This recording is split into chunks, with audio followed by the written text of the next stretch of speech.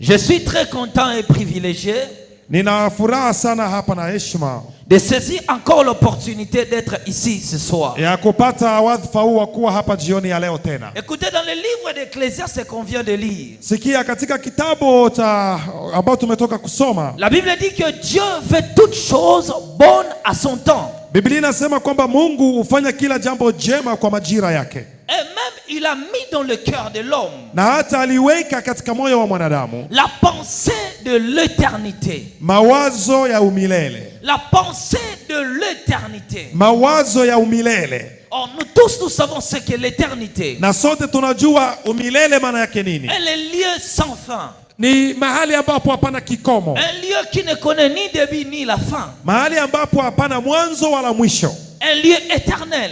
Mahali pa milele. Mais la Bible dit que ceci, Lakini Biblia inasema hivi, Dieu a mis dans le cœur de l'homme Mungu aliweka katika moyo wa la mwanadamu pensée de cet endroit-là. wazo la mahali hapo, Que si l'homme vit dans un terre périssable, kwamba hata mwanadamu aishi katika mahali hapo. si l'homme vit dans un monde où les choses passeront, Hata kama mwanadamu anaishi katika dunia ambapo mais mambo dans le yatapita, cœur de tout homme, lakini katika moyo wa kila mwanadamu, chrétien ou païen, awe Mkristo au mpagani, ressent au fond de lui anajihisi mle ndani ya moyo wake quelque chose qui lui dit, kitu fulani kinamwambia ressent au fond de son cœur kule katika kilindi qu'il y cha a moyo une existence qui ne périt jamais. kwamba kuna sehemu ambayo Cet endroit est éternel. na sehemu hiyo ni ya umilele. Mais il dit que l'homme ne saisit pas le plan de Dieu. Lakini nasema kwamba mwanadamu haelewi mipango ya Qu'est-ce qui Mungu. se passe à ce moment-là? Nini inafanyika wakati huo? L'homme est focalisé par les choses de ce monde. Mwanadamu anajali sana mambo ya Toute dunia hii. pensée de l'homme se promène sur le monde. Mawazo yote ya mwanadamu yanaishia katika Quand ulimwengu. vous êtes réveillé le matin,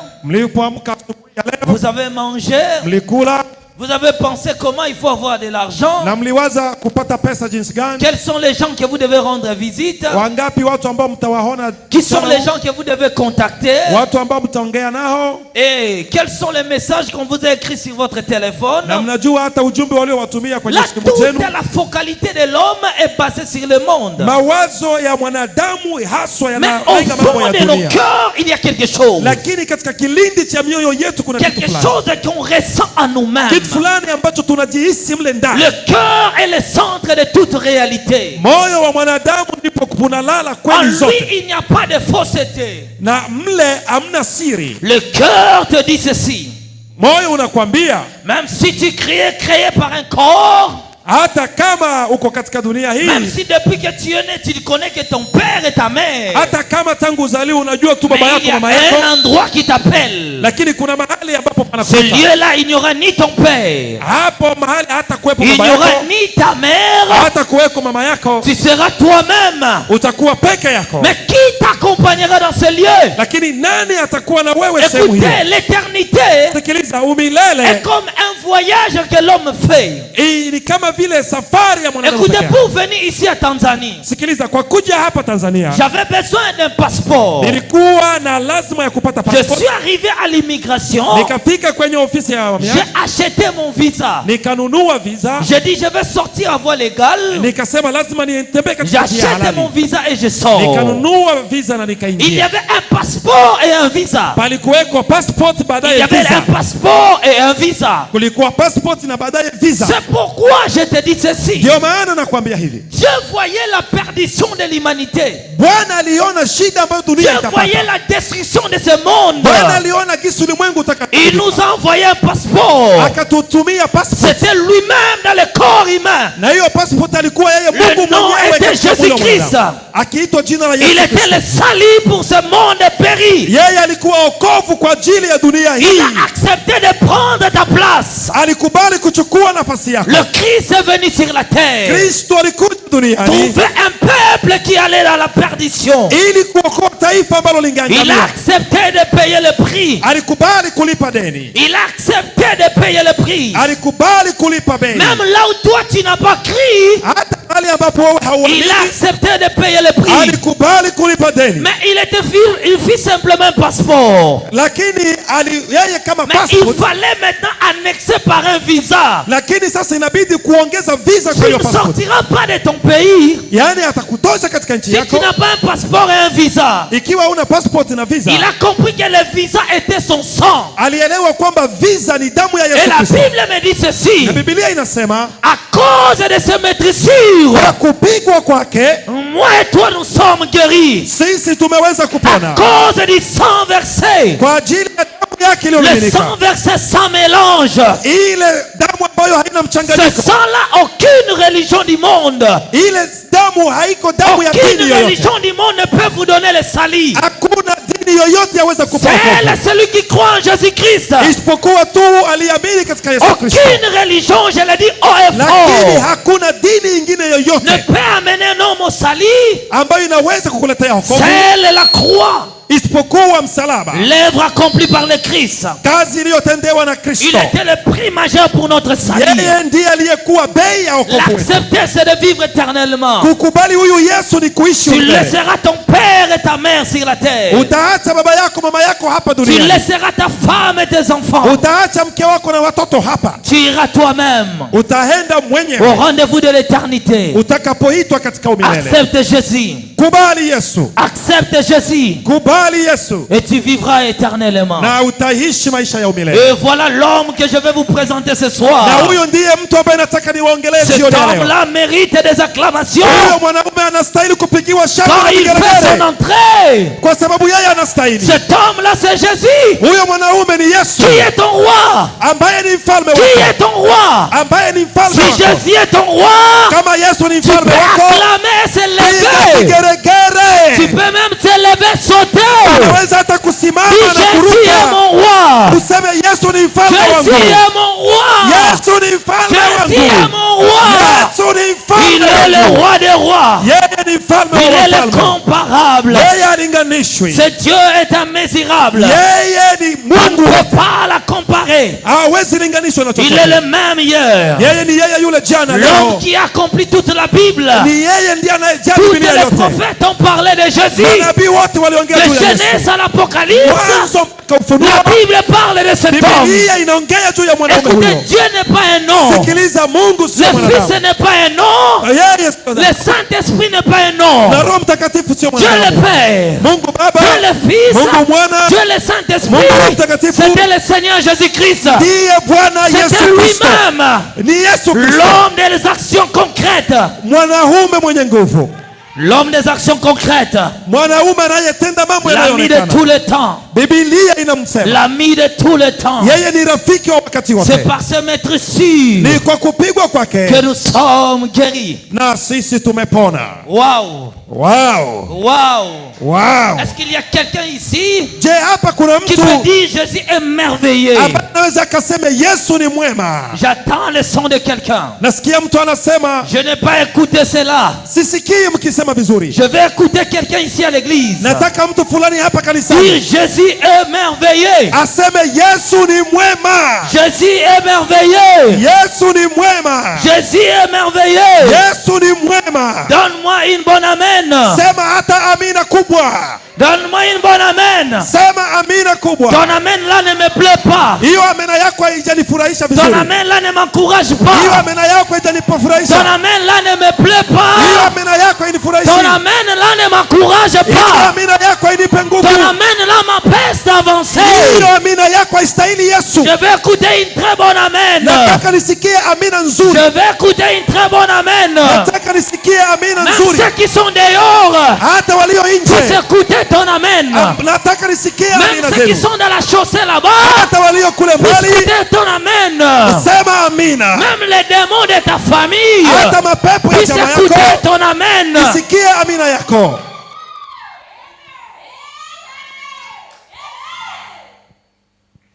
Il était l'homme des œuvres concrets, Asingekuwa huyu mwanaume wa mwenye nguvu, l'homme d'un changement parfait.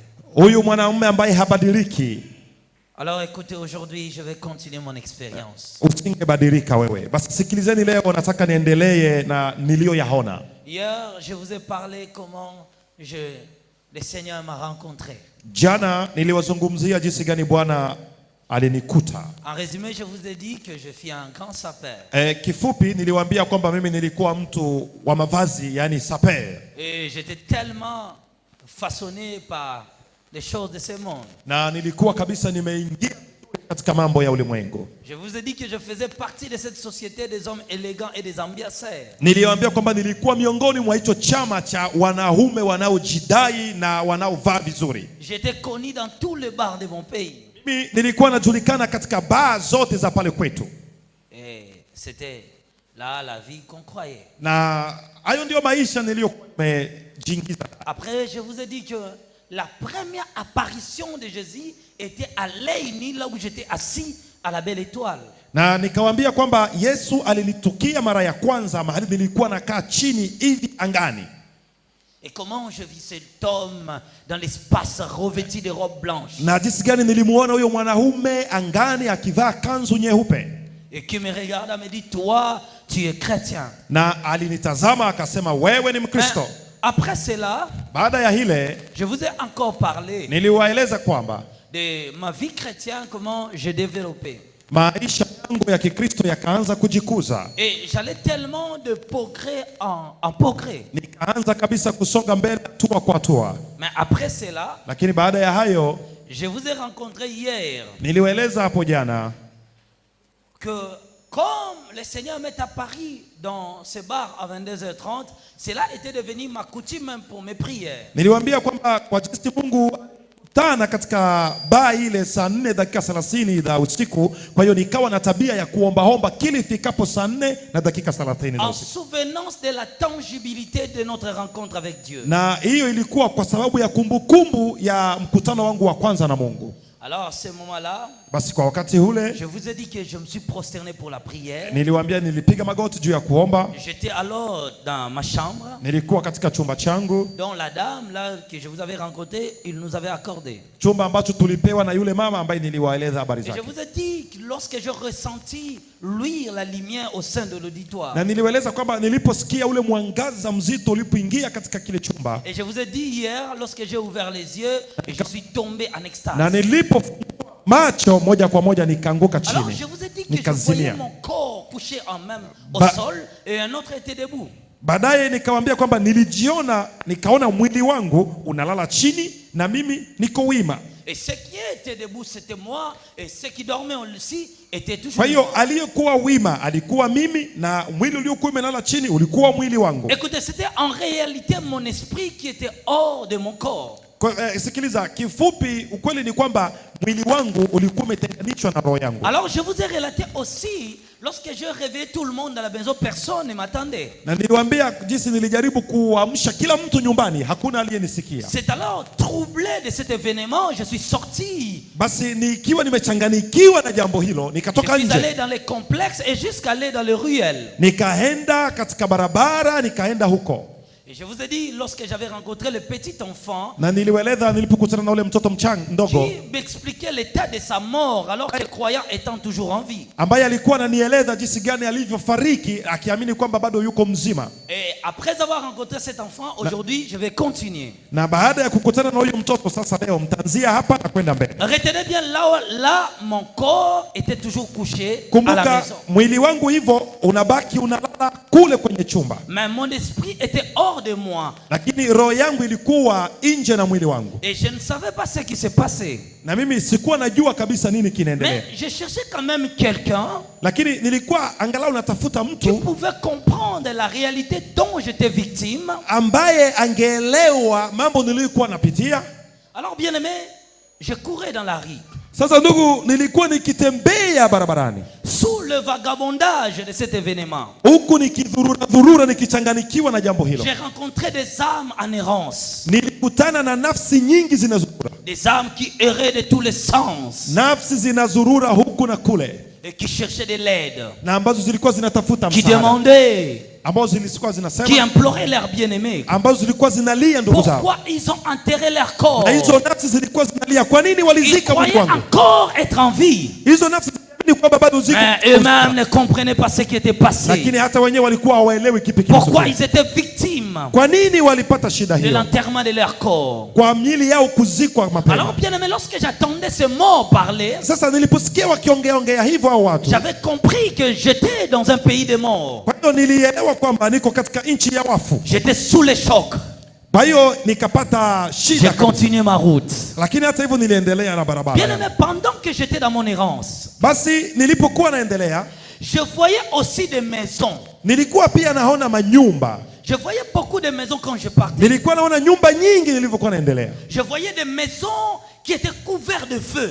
Nilikuwa naona zimoja nyumba zinafunikwa na moto, Et des hommes vêtus en blanc se tenaient tout autour de la maison qui faisaient la garde. na nilikuwa naona watu wanavaa nguo nyeupe wanazunguruka hizo nyumba. Et je voyais des hommes noirs, c'était en réalité des sorciers, qui venaient expédier ces maisons mais ne pouvaient pas entrer. Na nilikuwa naona watu ambao wanavaa nguo nyeusi wanajaribu kuja kuingia katika hizo nyumba, lakini wasingeweza kuingia. Lorsque je vis des maisons en feu, Wakati nilipokaribia hizo nyumba zilikuwa na moto, j'ai crié moi-même, j'ai dit mais les gens qui sont à l'intérieur n'attendent pas le feu qui va les consumer. kwa hiyo nikawa najiuliza imekuwaje nyumba hii ina moto lakini watu wanalala ndani. J'attendis alors une voix qui me dit, Kwa hiyo nikasikia sauti moja ikaniambia, dans le livre d'Amos chapitre 1 le verset 18, katika kitabu cha Mose sura ya kwanza il mstari dit wa la maison de 18 Jacob sera une maison de feu. inasema kwamba nyumba ya Yakobo itakuwa Il nyumba ya me dit, moto. les maisons là que tu vois de feu Ikaniambia nyumba unayoona ile yenye moto, sont des maisons de chrétiens, hizo ni nyumba za des Wakristo, gens qui craignent l'éternel. watu wanaomwogopa Bwana, Dieu est un feu dévorant pour leur kwamba maison. Bwana ni moto ulao umevika Les nyumba zao. sorciers ne peuvent pas entrer dans leur maison Wachawi hawawezi kuingia katika parce que nyumba zao, leur maison est couverte de feu. sababu nyumba zao zimevikwa moto. Il y a même des anges qui font la garde de ces maisons. Kuna hata malaika Est-ce wanaochunga que nyumba je hizo. parle à une maison de feu ce soir? Je, kunaongea na mtu aliye na nyumba yenye Je moto parle à jioni une ya maison leo? de chrétiens qui est couverte de feu. Je, naongea na mtu ambaye nyumba yake Une maison que inachungwa na les moto, sorciers n'entrera pas. nyumba ambapo wachawi Je dis dans hawaingia. ta maison, Nasema nyumba s'ils yako viennent la nuit, ambayo il iko- rencontrera le feu dévorant. nyumba yako inazimwa na moto wa Je n'ai Bwana. pas écouté ton amen. Sijasikia amina Je yako. dis que dans ta maison, Nasema nyumba le yako sorcier, wachawi, le magicien, watu wa les waganga, occultistes waabudu ne shetani prévoudront rien contre toi hawatafanya chochote parce zidi que ta yako, maison est couverte par le feu kwa dévorant. sababu nyumba yako La Bible imezingirwa dit que na moto. notre Dieu Biblia inasema Mungu est wetu, aussi un feu dévorant. Mungu wetu ni moto Et ulao. même si je m'endors, Hata kama nimelala, l'Éternel veille sur ma maison. Bwana Mungu ana Et nyumba quand je yangu. suis ici à Tanzanie, Na hata niko hapa Tanzania, l'Éternel veille sur ma maison. Bwana analinda nyumba Les yangu. sorciers n'entreront pas. Wachawi hawawezi Je ingia. déclare ce soir Nasema jioni que ya les leo sorts des sorciers kwamba wachawi ne prévoudront rien contre toi. hawatafanya lolote zidi yako, Ne prévoudront rien contre ta maison. hawatafanya lolote zidi ya Ne nyumba yako, prévoudront rien contre tes enfants. hawatafanya lolote zidi Ne ya watoto prévoudront wako, rien contre tes études. hawatafanya lolote Ne zidi ya shule yako, prévoudront absolument rien. hawatafanya hata kitu Pendant kimoja. la nuit, Usiku lorsque les sorciers arrivent wakati wachawi pour wanafika entrer dans ta maison, ili kuingia katika nyumba ils ne yako, voient que le feu. wataona tu Ils ne moto, voient que le feu. wataona tu moto, Car tu es le fils du grand roi. sababu wewe ni Et mwana ton wa Dieu mfalme est le feu dévorant. na Bwana wetu ni moto Ton ulao. amen là ne m'encourage pas. Sema amina nzuri. Ton amen là ne me plaît pas. Sema amina nzuri Ton zaidi. amen là m'envoie de cesser de prêcher. Hujasema amina nzuri zaidi. Je n'ai pas écouté ton amen. Sijasikia amina vizuri. Alors à ce moment-là, Basi kwa wakati ule je voyais de feu dans les maisons. nilikuwa ninaona moto kwenye La manyumba. voix m'a dit ceci. Sauti ikaniambia, Lorsque quelqu'un est un enfant de Dieu, wakati mtu ni mwana wa Mungu, sa maison est couverte de feu. nyumba yake inazungukwa na moto. Qui peut toucher le feu?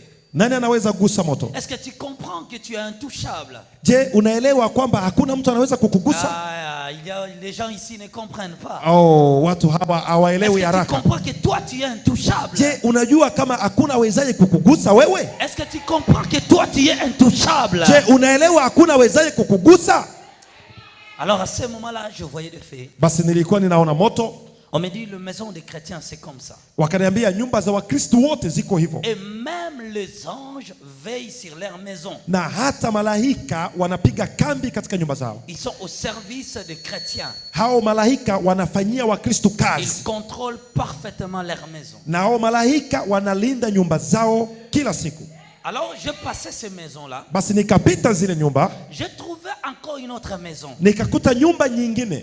Mais cette fois-ci, Lakini sasa wakati huu c'était effrayant.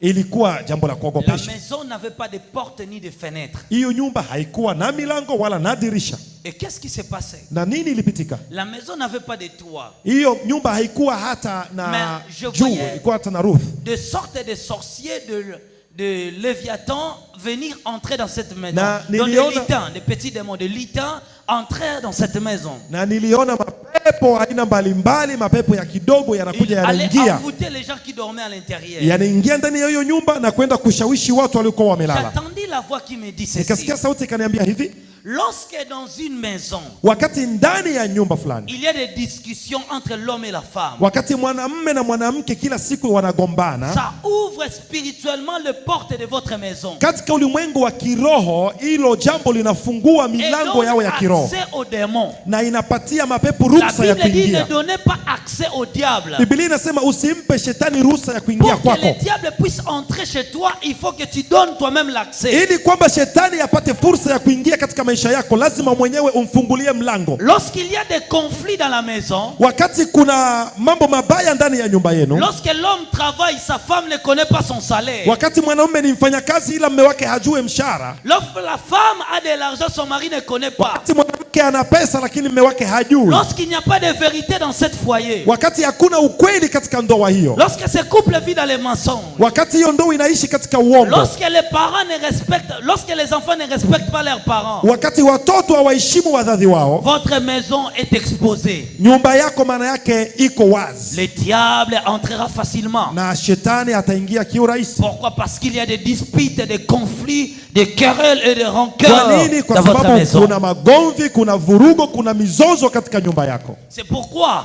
Ndio maana la voix là me dit ceci. ile sauti ikaniambia, Avant de dormir la nuit, kabla ya kulala, toute famille chrétienne kila jamaa la Kikristo doivent se rassembler. wanapaswa wakutanane, Père et la mère, baba na mama se tenir main en main. wanashikana mikono hivi, Commencez ensemble la prière. wanaanza omba Dieu, pamoja. nous laissons notre maison entre tes saintes mains. Bwana, tunaacha nyumba hii mikononi Si mwako. on avait des disputes entre moi et ma femme, Ikiwa tuligombana mimi na mke wangu, parce que nous sommes que des hommes, sababu sisi ni binadamu, Seigneur, pardonne-nous. haikuwa sisi Bwana. Alors votre maison sera protégée. Ukifanya hivyo nyumba yako Mais italindwa, s'il n'y a pas de prière familiale, lakini msipofanya hayo maombi, il n'y a pas de lecture de la Bible au sein de la famille, amsomi hata Biblia katika ndoa yenu, là le diable trouve facilement l'accès. pale shetani anapata njia haraka Il haraka, vient et il entre facilement. anakuja na anaingia kirahisi rahisi, Il détruira l'éducation de vos enfants. ataharibu hata maadili ya watoto. Regarde la conduite aujourd'hui de tes enfants. Hebu utazama vizuri maadili ya watoto Est-ce wako. qu'ils se comportent tel que toi tu l'as souhaité,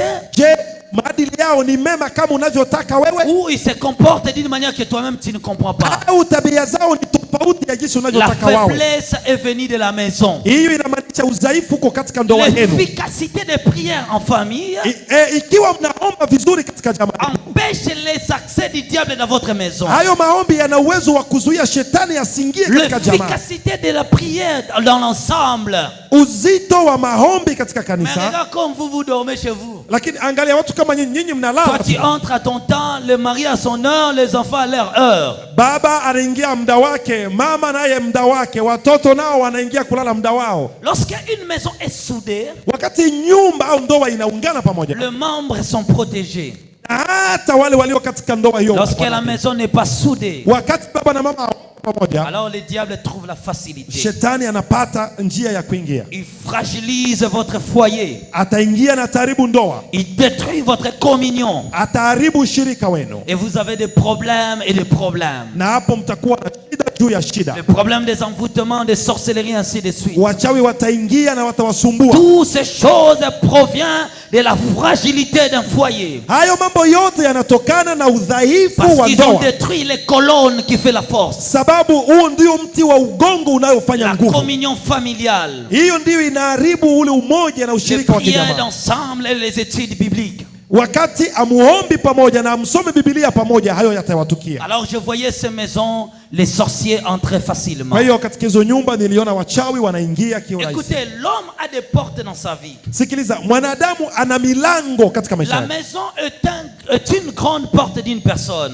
Nyumba ni mlango wa mwanadamu. Si les sorciers te cherchent dehors et ne te trouvent pas, Ikiwa wachawi wanakutafuta nje na hawakupati, il cherchera l'ouverture dans ta propre maison. watatafuta njia katika nyumba Et yako. s'il entre dans ta maison, Watakapokuwa na uwezo wa kuingia katika il nyumba yako, t'atteint.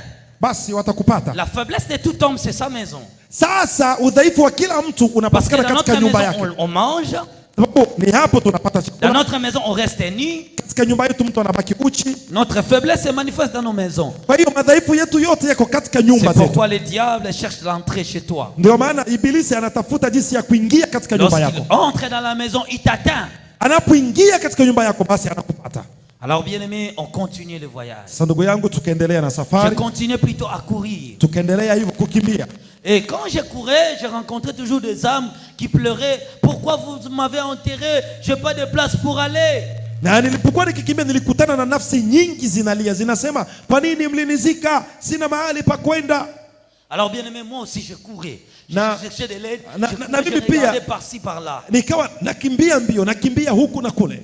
Alors je suis arrivé devant un portail. Basi nikafika mbele ya lango moja, J'ai trouvé une jeune fille qui était assise devant la porte. nikakuta binti mrembo anakaa mbele ya hilo lango, Le main sur le joue. mikono yake kwenye shavu. Elle pleurait. Alikuwa akilia, Papa, analia, baba, maman, mama, pourquoi vous m'avez enterré? kwa nini mlinizika? J'ai pas de place pour aller. Sina mahali pa kwenda, Regarde-moi. nitazame. Alors, lorsque j'ai entendu le son plaintif de ces paroles, Sasa niliposikia maneno ya yule binti, je me suis approché d'elle. nikamkaribia, Je lui ai posé la question. nikamuuliza, Qu'est-ce qui s'est passé dans ta vie? nikamuuliza nini imefikia maisha yako? La jeune fille me dira ceci. Yule binti hivi Elle était tombée malade. mgonjwa, Ses parents l'ont amenée à l'hôpital wazazi wake wakambeba hospitalini et ils l'ont enterrée. na wakamzika, Ils ont déclaré qu'elle était morte, na waganga wakasema amefariki, mais elle était là et disait, je suis en vie. lakini alikuwa pale akiambia waganga hapana, Mais sijafa, elle ne croyait pas à ça. Elle n'attendait pas ces paroles. lakini walikuwa wasikie maneno yake. Alors, bien aimé, je continue. Sasa ndugu zangu, nikaendelea. Et à ce moment-là, Wakati ule pale j'ai dit, mais c'est pas possible. nikasema, lakini hili ni jambo nzito.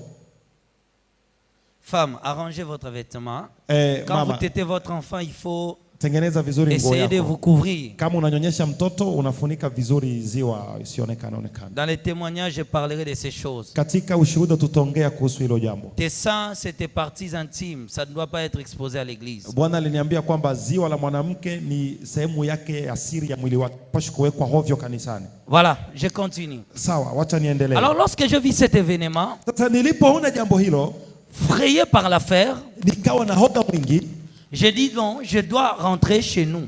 nikasema basi inabidi nirudi nyumbani. Alors, je suis rentré chez mes parents. Kwa hiyo nikarudi kwa wazazi wangu. Bon, à l'époque là, j'étais d'abord chez mes parents, mais j'avais quitté, je suis allé habiter chez cette femme qui m'avait donné une chambre de sa maison. Kwa wakati ule nilikuwa bado nakaa kwa wazazi wangu, isipokuwa tu nilitoka nikaenda kwa yule mama aliyenipatia chumba kwa Alors, je nyumbani. pensais peut-être que mon père et ma mère peuvent m'aider. Basi nikawaza wenda baba yangu mama yangu waweza kunisaidia. Je suis rentré chez nous. Kwa hiyo nikarudi nyumbani. Quand je suis arrivé chez nous, Nilipofika kwetu j'ai trouvé toute la famille qui dormait. nikakuta jamaa lote limelala. J'ai trouvé toute la famille qui dormait. Nikakuta jamaa lote limelala. Alors, à ce moment-là, Basi kwa wakati ule j'ai commencé à les réveiller. nikaanza kuwaamsha. J'appelais le nom de ma maman, Nikawa naita jina la j'ai mama, réveillé mes frères, nikaamsha ndugu zangu, mais ils ne m'attendaient pas. lakini walikuwa hawanisikii. J'essayais de les toucher, Nilijaribu kuwagusa, me traverser leur corps sans les lakini toucher. mkono wangu ulikuwa ukipita miili yao hivi bila J'ai wao dit, mais kujua. qu'est-ce qui m'arrive? Nikasema lakini nini imenifikia? Qu'est-ce que je suis en train de vivre? Nikasema naishi maisha gani haya? haya, ça c'est quoi? hii ni kitu gani? Je suis encore sorti dehors. Basi nikatoka nje, J'ai dit pour moi c'est fini. nikasema basi kwangu yani nimekufa. Alors quand je suis sorti, je courais. Kwa hiyo nilipotoka nikawa ninakimbia, Je suis arrivé quelque part de notre pays. nikafika sehemu fulani hivi pale nchini. Une route là qu'on appelle bypass. Njia moja hivi ambayo inaitwa bypass kule. J'ai pris cette direction et je partais. Na nikaendelea na barabara hiyo ya bypass. C'est la grande route qui amène les gens au centre-ville et parfois aux provinces. Ni barabara kubwa ambayo inabeba watu town na wakati mwingine katika mikoa. Alors je suis sorti dans ces grandes routes, Basi dans la grande route, nikaingia katika barabara hiyo kuu et je continue à courir. na nikawa ninakimbia. J'ai crié à l'aide. Nilikuwa À l'aide. nisaidieni. Qui peut m'aider? Nani aweza kunisaidia? Regardez mon corps est resté là où je Angalia priais. mwili wangu umebaki nilipokuwa Je suis ninaomba pale. encore jeune, je ne peux pas mourir. Mimi bado ni kijana, sitaki kufa. Je sentais la frayeur dans mon cœur. Nilikuwa nasikia uoga ndani ya moyo wangu. Et quand je courais, je suis arrivé quelque part. Na nilipokuwa nikikimbia nilifika mahali fulani. Dans une place qu'on appelle échangeur. Mahali fulani panaitwa Échangeur. L'échangeur est l'endroit de notre monument. Pale Échangeur kuna mnara mkubwa hivi.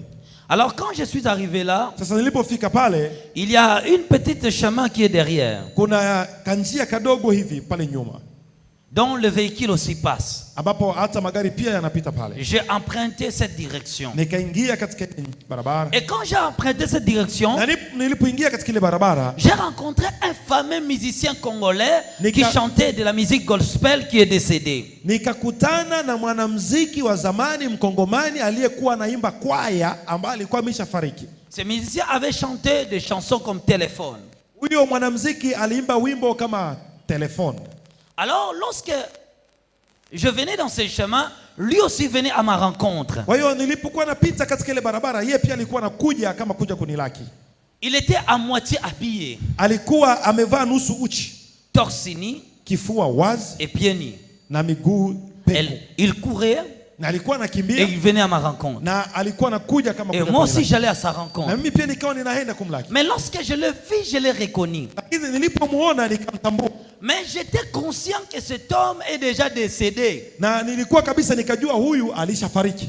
Quand je l'ai aperçu, Nilipomuona j'ai appelé son nom. nikamwita jina lake. Il s'est arrêté. Akasimama. Et quand il s'est arrêté, Aliposimama je me suis approché de lui. nikamkaribia, Je lui ai parlé. nikaongea J'ai naye. dit, papa, Nikamwambia, baba, regarde ce qui m'est arrivé. aona jambo J'ai limenitukia. prié à la maison, Nilikuwa naomba nyumbani, mais mon corps est resté couché. lakini mwili wangu unabaki Je umelala ne kule. comprends pas ce qui m'arrive. Sijui nini imenitukia.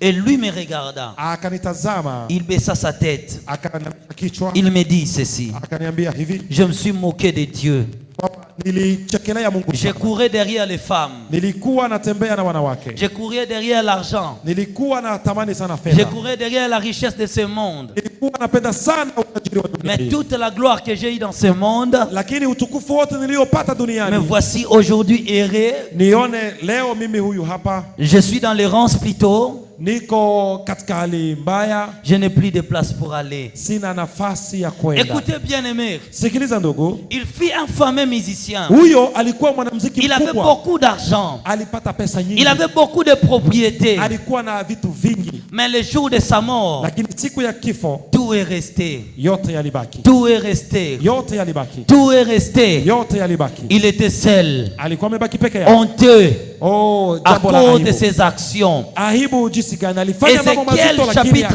20, le akaacha. verset 24 dit ceci. Ezekieli sura 20 mstari wa 24 Que inasema je jugerai les actions secrètes des hommes.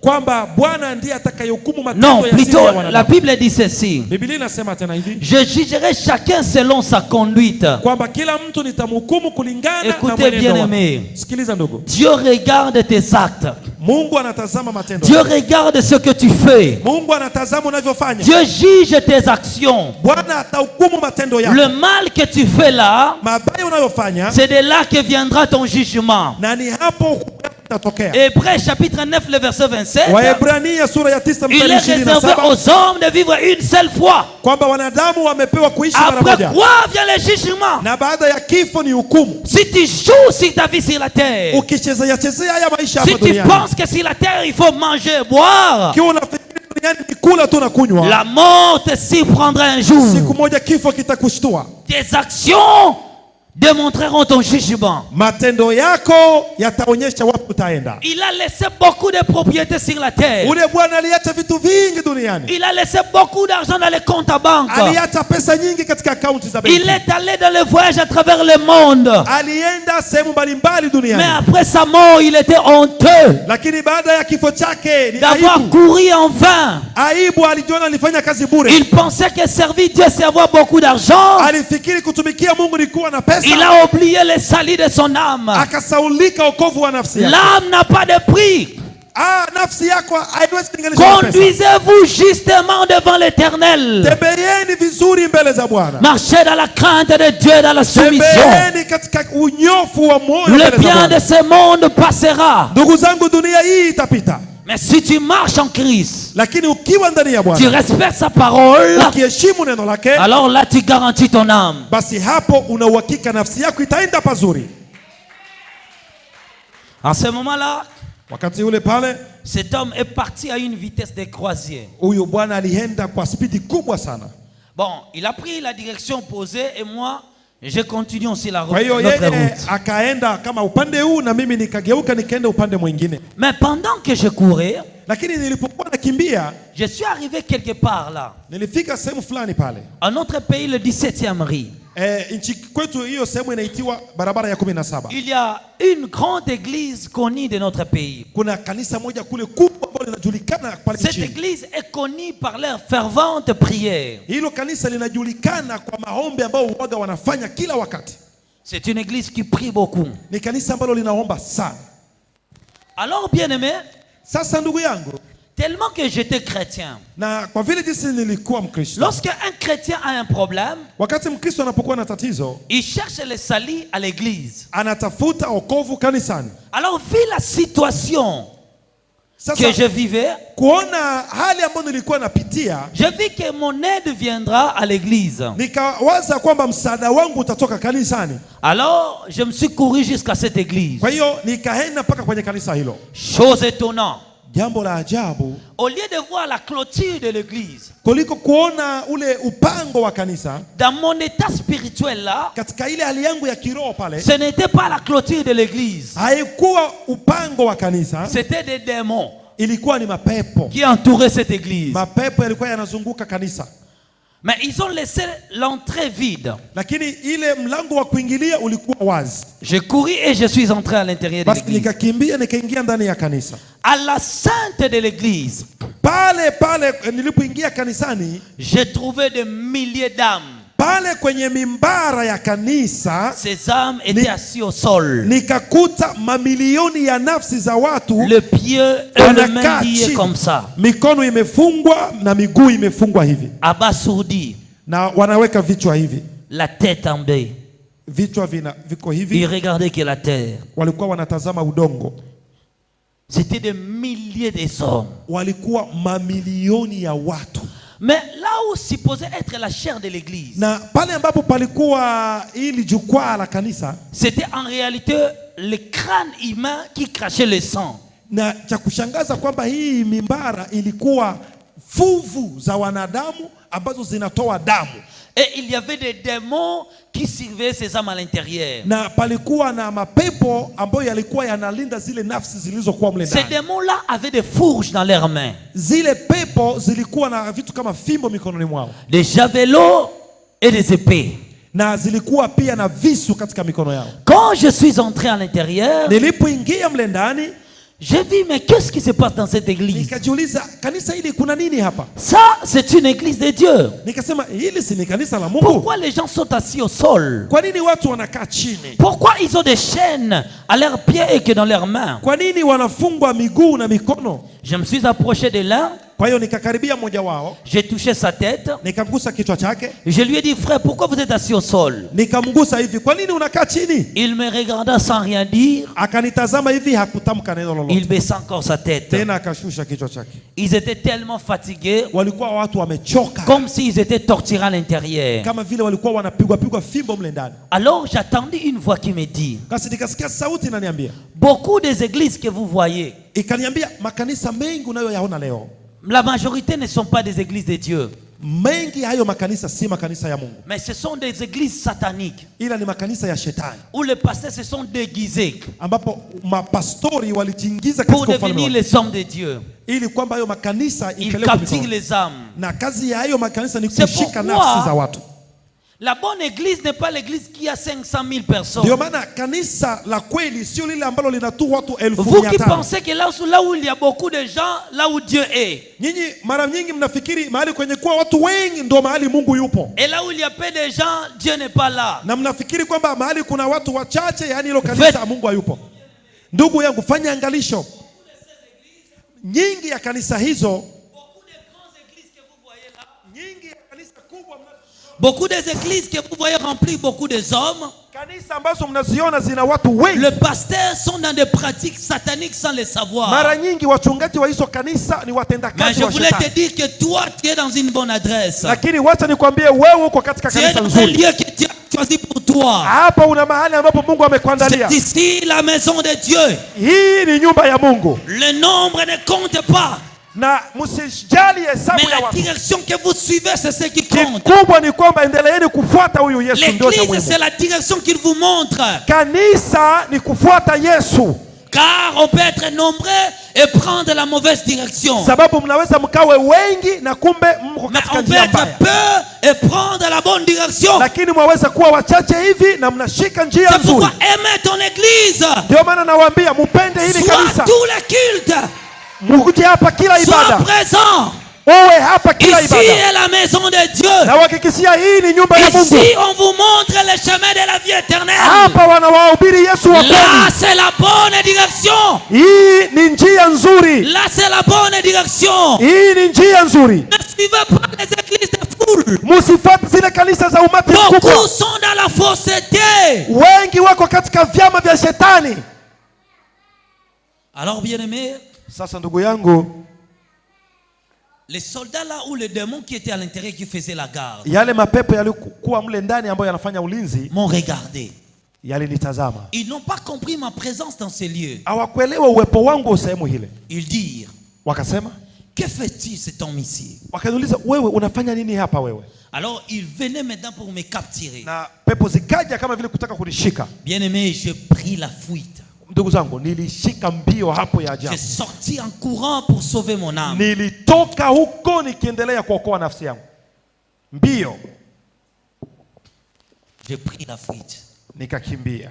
Ils étaient à ma poursuite. Wakanifuata mbio nyuma yangu. Et j'ai couru. Na mimi nikakimbia. J'ai rencontré beaucoup des églises. Nilikuona makanisa mengi. Il y avait des morts devant leurs églises. Makanisa mengi niliona kuna watu waliokufa mbele ya hizo Ces morts-là kanisa. faisaient des signes plaintifs. Na wale watu walikuwa wanafanya ishara fulani hivi katika mikono yao. Ils faisaient des sons que je ne pouvais pas faire à l'église. Walikuwa wanafanya mambo ambayo sitapenda kuyafanya hapa. Alors, Sasa la voix me disait, tu vois certaines églises. sauti ikaniambia, unaona haya makanisa haya?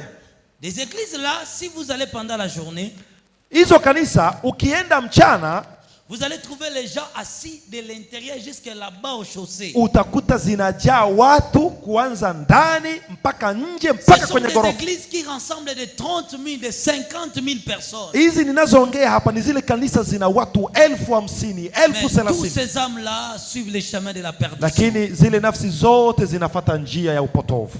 Écoutez bien aimé, Sikiliza ndugu. si tu pries dans une mauvaise église, Ikiwa unaomba katika kanisa mbaya, ton sort est scellé avec cette église. damu yako imepigwa muhuri juu ya Je kanisa vais vous hilo. montrer cela dans la Bible. Wacha niwaonyeshe hilo katika Biblia. Toi, tu dis, ah, moi je vais à l'église, l'état d'âme du pasteur ne compte pas pour moi. Moi, je vais seulement pour la parole de Dieu. Si ton pasteur vit dans le péché, si ton pasteur est un occultiste, il t'amène aussi à la perdition. Wengine wanasema mimi naenda tu kanisani, mchungaji wetu kama ni mtu wa shetani mimi sijali. C'est pourquoi avant d'aller dans une Lakini église, nikwambie, kama mchungaji wako ni mtu wa shetani na ukiingia kanisani hapo, damu yako imepigwa muhuri katika hilo kanisa. avant d'aller dans une église, il faut prier Dieu Kabla ya kuingia katika kanisa, omba Mungu pour connaître l'état spirituel de cette église. ili ujue hali ya kiroho ya kanisa hilo. Matthieu chapitre 23, le verset 13. Twende katika kitabu cha Mathayo sura 23 Malheur à mstari wa vous, 13. scribes et pharisiens hypocrites.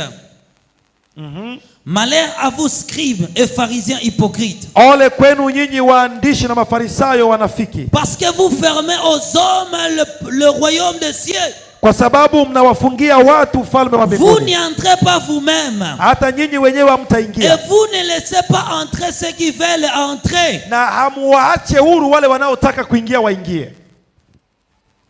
Écoutez bien. Sikiliza vizuri. Est-ce que les pharisiens avaient la clé du royaume? Je, mafarisayo walikuwa na funguo za ufalme? Moi je dirais certes.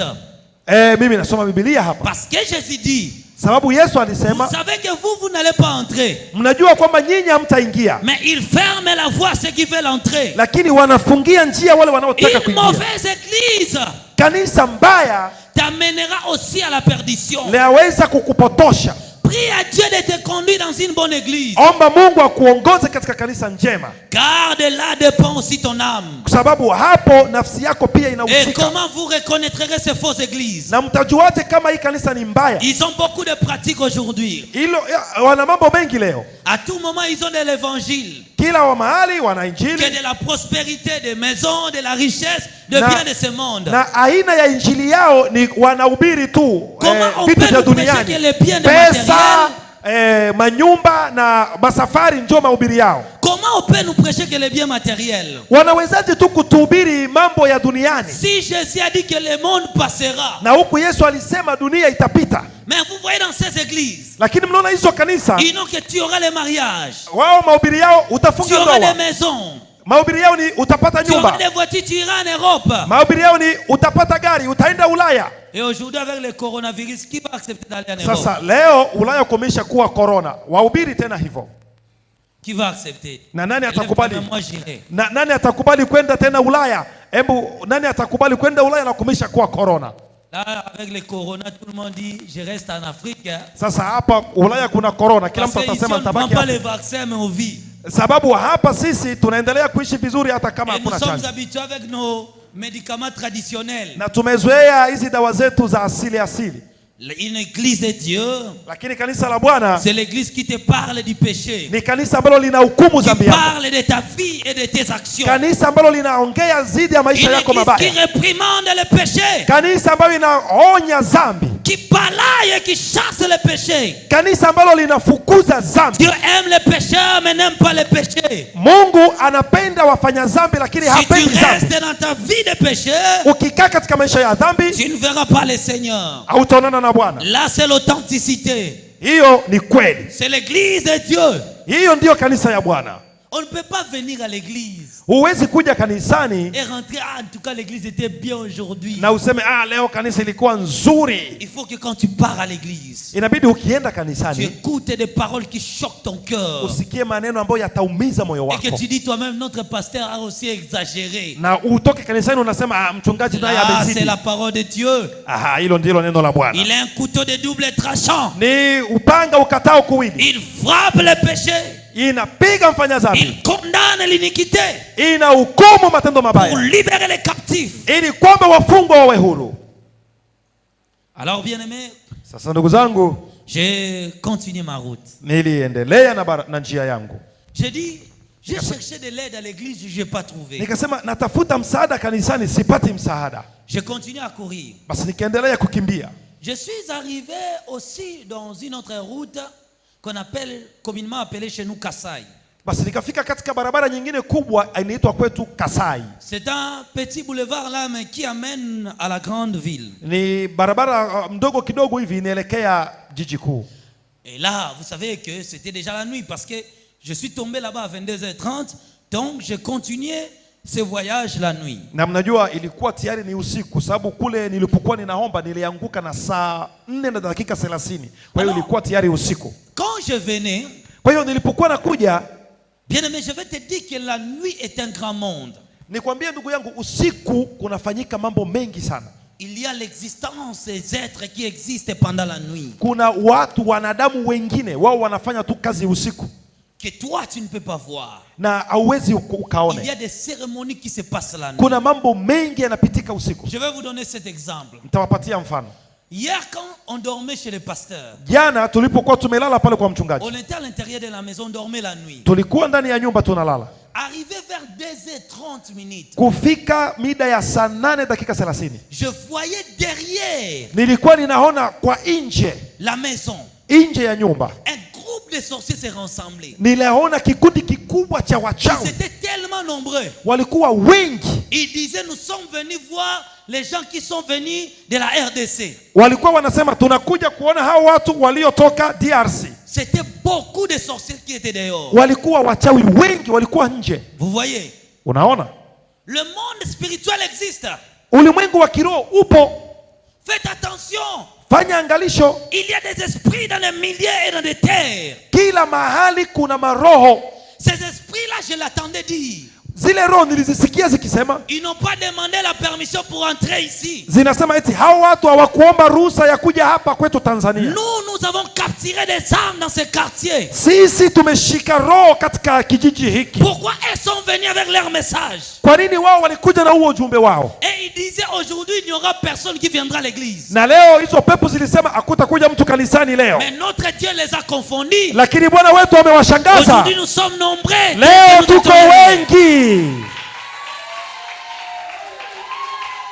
La réalité spirituelle existe. Katika ulimwengu wa kiroho kuna kweli nyingi. Ne joue pas avec le monde spirituel. Ndugu yangu, usicheze na ulimwengu wa kiroho. Et quand je venais là, Na nilipokuwa naendelea na safari, j'ai rencontré un groupe de sorciers qui traversaient la chaussée. nilikutana na kikundi kikubwa cha wachawi walikuwa wanapita. Ces sorciers avaient, il n'y a pas un panier d'offrandes ici à l'église. Je, hakuna kapo la sadaka hapa? Niwaonyeshe kitu fulani. Kapo la sadaka. On est aussi des sportifs, hein, je Okay. vais prendre ça. Wacha tutumie hata hii. Bon, c'était quand même comme ça. Walikuwa wanashika kitu fulani kama hivi. Tous ces sorciers tenaient de criches. Hao wachawi wote walikuwa wameshikilia vitu kama Ces hivi. criches-là étaient remplies du sang humain. Na vile vyombo vilikuwa vimejaa na damu ya wanadamu. Ils marchaient et bougeaient, secouaient leur tête. Walikuwa wanatembea na wanatigiza vichwa vyao Ils hivi. marchaient comme ça. Walikuwa wanatembea hivi. Ils marchaient comme ça. Walikuwa wanatembea hivi. Comme je les vis, Nilipowaona je fus saisi de la peur. nikasikia hoga. Ils étaient à moitié habillés. Donc Walikuwa- ils étaient presque nus. Walikuwa wamevaa nusu uchi, karibia uchi kabisa. Des petits, des hommes, des petits éviers.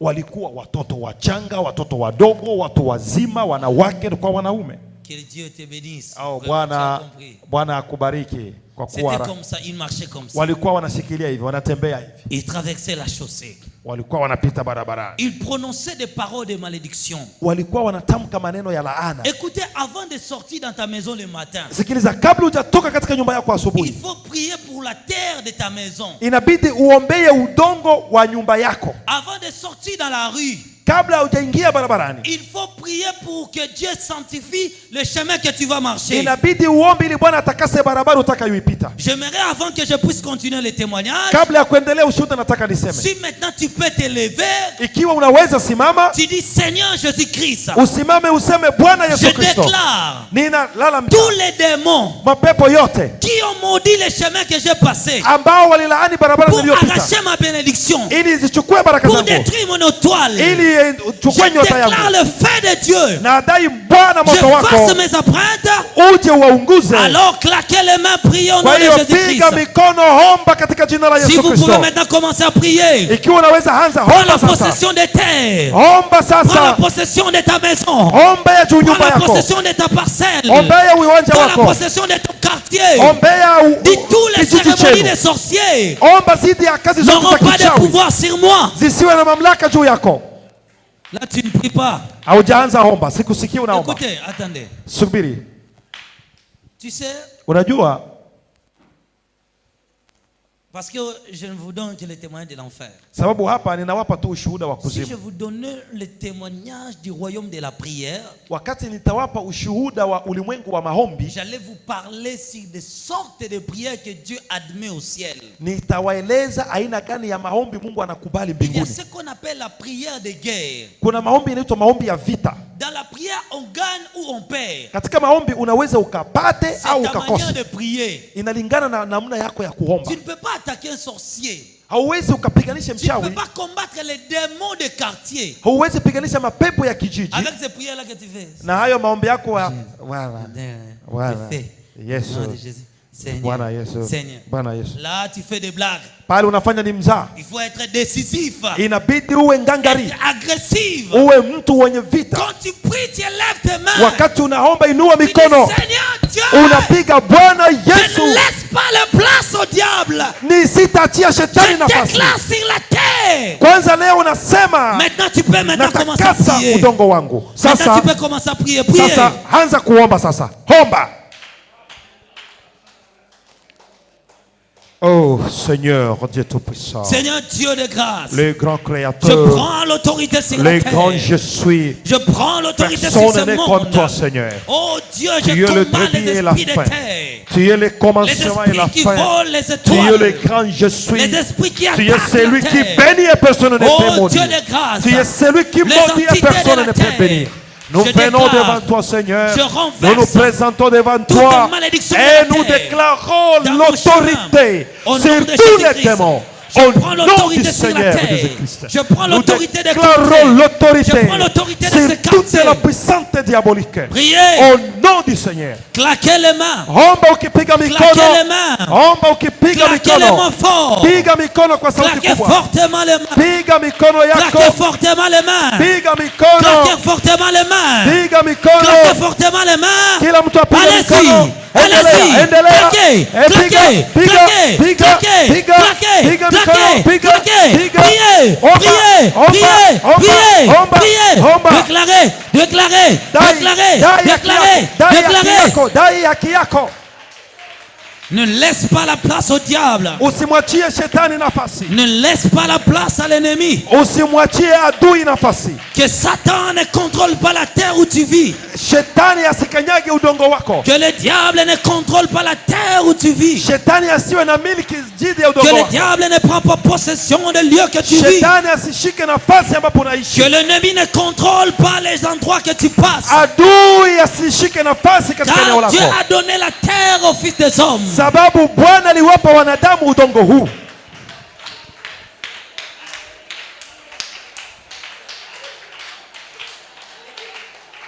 Je vois que tu commences à prier. Naona sasa unaanza Je vois kuomba. que tu commences à prier. Naona sasa unaanza Que kuomba. l'Éternel répand l'onction de la délivrance. Naona maombi ya Que Dieu ufunguo. répand l'onction de la délivrance. Omba Bwana Que akufungue. Dieu répand l'onction de la délivrance. Bwana asambaze upako wa L'onction de kufunguliwa. la délivrance te touchera. Upako wa Et que kufunguliwa. tout corps étranger partira. Kwamba kila mtu mgeni Et maishani que mwako toute entité aondoke. qui te contrôle partira. Kila nguvu mbaya Et zinazokumiliki que tout démon ziondoke. qui veille sur toi quittera. Kwamba kila mtu mgeni maishani mwako Je aondoke. chasse les sorts du diable. Ninafukuza nguvu za shetani. Je chasse les sorts de l'ennemi. Nafukuza nguvu za adui. Soyez libérés. Uwe huru. Soyez libérés. Uwe huru. Soyez libérés. Ufunguliwe. Soyez libérés. Ufunguliwe. Soyez libérés. Ufunguliwe. Soyez libérés. Ufunguliwe. Soyez libérés. Uwe huru. Soyez libérés. Uwe huru. Soyez libérés. Uwe huru. Je vois une femme. Naona mwanamke Je vois mmoja. une femme Naona mwanamke dont mmoja le Seigneur veut rencontrer. ambaye Bwana Dont amekutana le naye. Seigneur veut rencontrer. Bwana anataka Dont kukutana le naye. Seigneur veut rencontrer. Bwana anataka kukutana Dont le naye. Seigneur veut rencontrer. Bwana anataka kukutana naye. Maintenant. Sasa. Maintenant. Sasa. Maintenant. Sasa. Maintenant. Sasa. Maintenant. Sasa. Maintenant. Sasa. Maintenant. Sasa. Dieu te rencontre. Bwana Dieu anakutana na te wewe. rencontre. Bwana Dieu anakutana te na wewe. rencontre. Bwana Dieu anakutana na te wewe. rencontre. Bwana anakutana Le na wewe. voilà. Ona. Tu sentiras comme un courant dans ton corps. Utasikia kama Quelque umeme. chose qui vient du ciel Utasikia kitu kama va te umeme secouer. katika mwili wako Quelque chose qui kitakutingiza. vient du ciel Kitu va te fulani secouer. Quelque kitakutikisa. chose qui vient d'en haut Kitu fulani va kutoka te secouer. mbinguni Le voilà te kitakutikisa. secouer. Ona Le voilà kinakutikisa. te secouer. Ona Le kinakutikisa. voilà te Ona secouer. Le voilà kinakutikisa. te Na secouer. kiona kitu Le hicho voilà te secouer. kinakutikisa. Le voilà. Le Kinakutikisa. voilà. Kione. Le voilà. Ndio nguvu Le hizo. voilà. Hizo. Le voilà. Ona. Le voilà. Ona. Le voilà. Ona.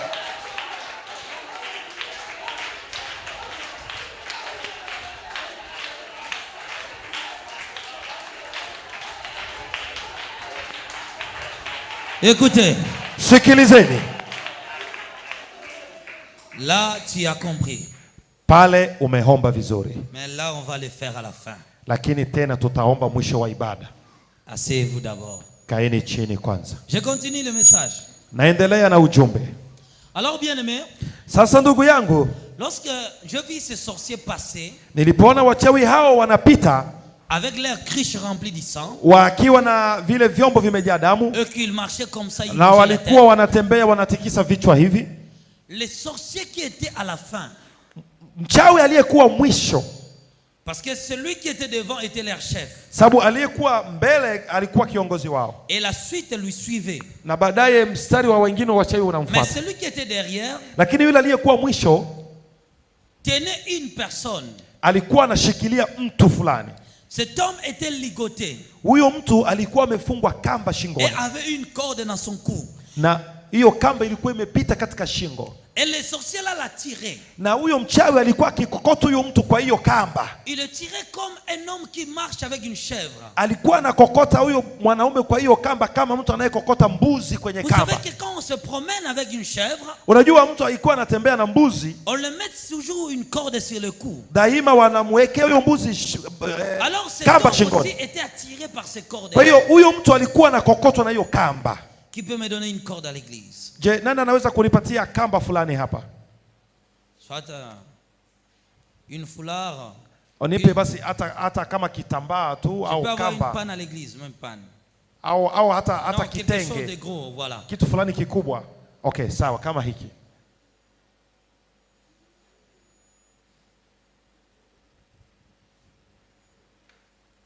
Et il y a scam.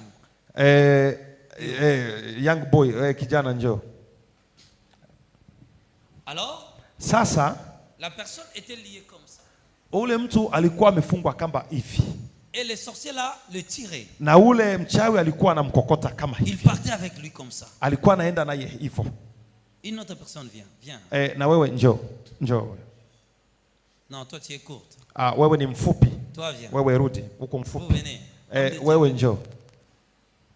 Alors il le tenait comme ça dans les coups. Hebu shika hapo. Alikuwa anamshika hivi shingoni. Ne la serre pas aussi dire. Sasa usimkokote haraka haraka, anaweza umia. Il partait avec lui. Alikuwa anaenda naye, nenda polepole tu. Maintenant quand moi je vis cet événement, Sasa nilipoona jambo hili, je criais stop. nikalalamika, stop! Comment vous pouvez retenir un homme comme ça? Unawezaje kushika mtu hivyo? Vous le prenez pour un animal. Wewe unafikiri hiyo ni nyama? C'est lui qui était leur chef me regarda. Yule kiongozi wao akanitazama. Et il regarda ses acolytes. Akaniambia, wewe mtoto. Il leur dit, Akasema, ne lui prêtez pas attention. msijali huyo kijana, mwachane Il naye. continue à tirer la personne. Basi yule mchawi akaendelea kuvuta ule Lentement, bwana. lentement. Pole pole Ça pole. va faire mal. Alors, il parlait comme ça. Na mimi nilikuwa Montrez leur suite. nikawafuata. Lâchez-la. Nilikuwa nasema mwachilie. Mwachilie. Vous ne pouvez pas l'arrêter comme ça. Hawezi kumshikilia. Tournez comme ça. Wewe mzunguke. Lâchez-la. Mwachilie. C'est pas normal. Huyu sio hiyo sana. Mwachilie. On ne peut pas arrêter un homme. Huwezi shika hivyo. Lâchez-la. Mwachilie. Les sorciers là ne disaient absolument rien. Yule mchawi alikuwa hajibu chochote. Et moi je les suivais. Na mimi nilikuwa Ils ninawafuata. sont arrivés dans une parcelle. Wakafika katika uwanja fulani. Et ils sont entrés à l'intérieur. Wakaingia ndani ya nyumba. La parcelle avait au moins 5 maisons à l'intérieur. Ile uwanja ulikuwa kama na nyumba 5 mle ndani. Un arbre était au milieu. Na katikati kulikuwa mti. Ils prirent cet homme Wakachukua ule mtu et le pendirent dans cet arbre. na wakamnyonga kwenye ule mti. Alors lorsqu'ils l'ont pendu, Walipomnyonga, rentré, ils ont commencé à faire les Rudia. incantations. wakaanza kufanya maombi, Quand ils faisaient les incantations, kufanya yale maombi yao ya giza. cet homme-là plairait le nom de sa femme. Ule mwanamume nilimsikia analia jina la mke wake. Il disait, ah Francine, Alikuwa anasema, oh, mke wangu Francine, toi qui vas à l'église, wewe ambao ulikuwa unaenda kanisani, regarde-moi ton mari, je suis parti. angalia mimi mume wako na bebewa. C'est la raison que vous voyez quelqu'un dort et le matin il ne se réveille pas. Ndio maana mnaona kuna watu wengine analala vizuri, asubuhi anaamka hayupo. Il a été tué par les sorciers. Waliuawa, wengi wanauawa na wachawi. Quand ils ont commencé à faire les incantations, Walipoanza kufanya maombi yao ya giza, sa partie ici hii sehemu yake ya hapa, se transformèrent à une chèvre. nikaona hii mwili wake sehemu ya hapa ikageuka kama mwili wa Alors mbuzi, ils les égorgèrent. na baadaye nikaona Et wanamchinja, quand ils lui ont égorgé, na walipomchinja son corps tombait au sol. mwili wake ukaanguka chini, Et les sorciers se précipitèrent pour manger sa na chair. wachawi wakakimbilia kwanza kula ule Et mwili ils le mangeaient. na wakamkula. Il avait mis sa confiance à sa femme qui allait à l'église. Yule bwana aliaminia sana mke wake aliyekuwa anaenda Il kanisani. ne considéra pas que le salut est individuel. Asijue ya kwamba wokovu ni swala la binafsi. Ces gens-là étaient des sorciers qui l'ont capturé. Wale watu ni wachawi waliomshika. Et l'ont tué. Wakamuua.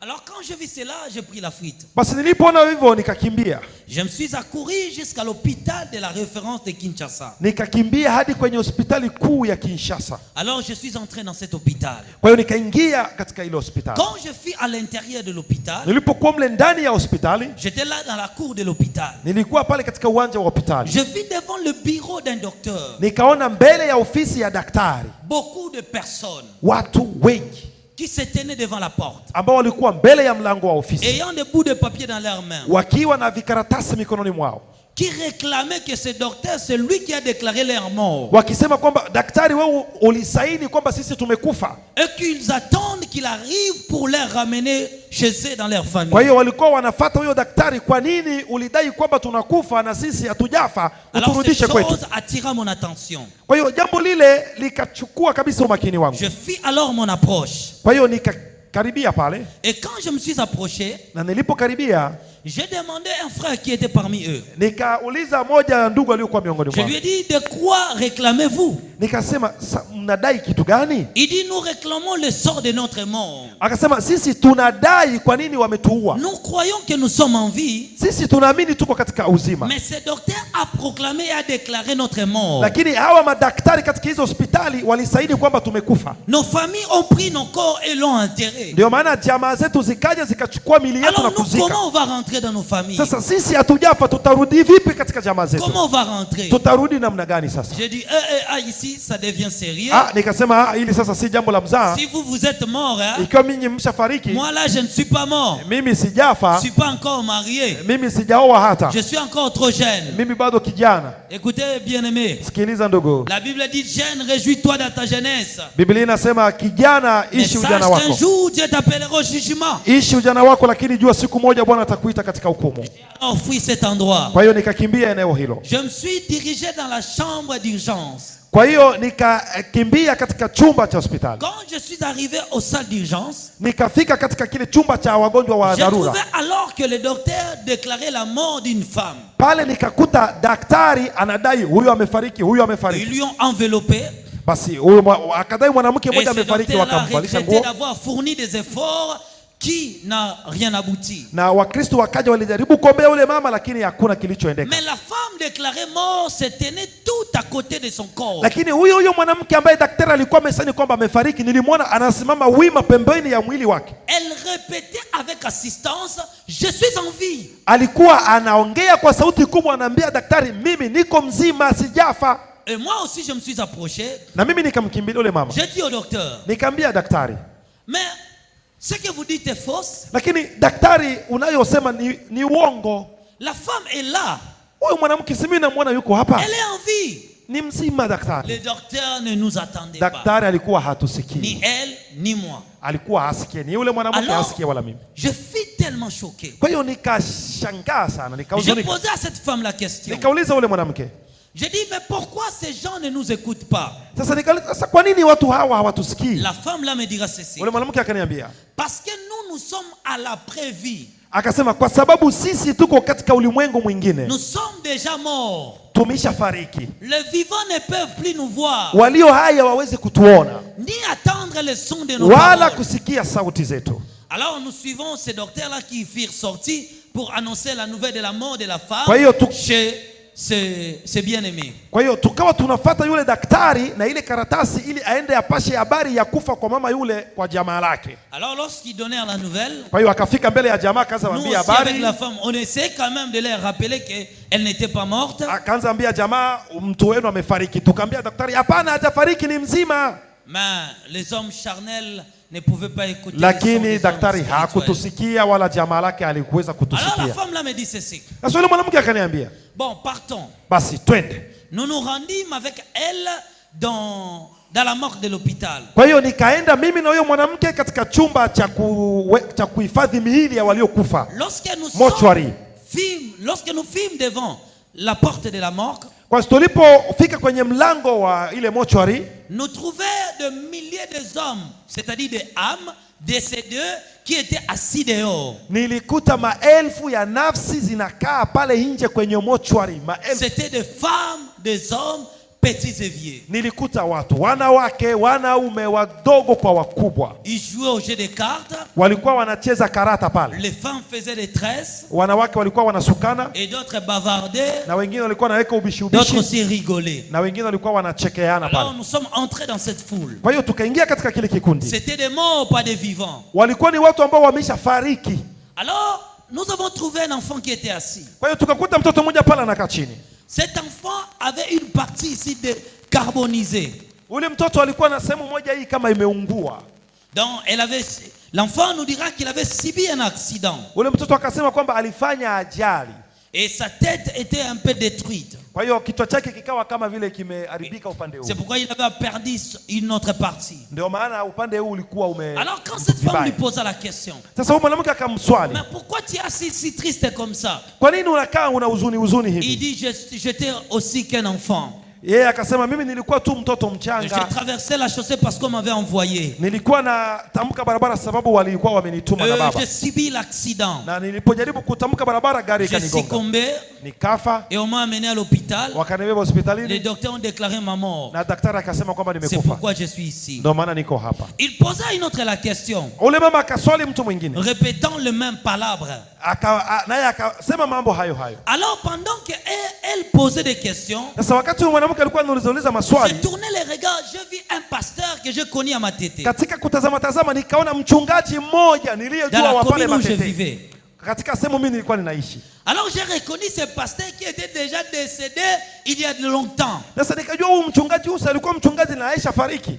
Mais je l'ai vu assis sur une siège. Niliona ule mchungaji anakaa chini kwenye kiti. Il était abasourdi. Alikuwa amekaa pale na huzuni. Le main sur les joues. Mikono kwenye mashavu. Quand je lui ai vu, je lui ai appelé par son nom. Nilipomuona nikamuita kwa jina. Je suis arrivé, j'ai dit ben Daddy, qu'est-ce qui t'arrive? Nikafika nikasema lakini baba kuna nini imekutokea? Je lui ai exposé ma situation. Nikaanza kumweleza habari zangu. Espérant recevoir l'aide à travers lui. Nikifikiri nitapata msaada kutoka kwake. Mais lui me dit ceci. Ila akaniambia hivi. Il me restait encore 25 ans de vivre sur la terre. Akasema nilikuwa bado nabaki na miaka 25 ya kuishi duniani. Mais je me suis méconduit. Lakini nilikosea.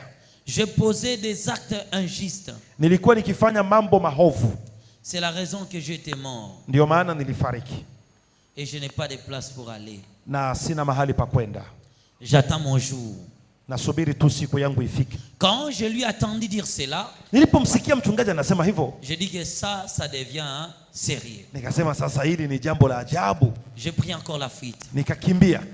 J'accourus juste dans un cimetière. Nikakimbia mbio mpaka kwenye makaburi.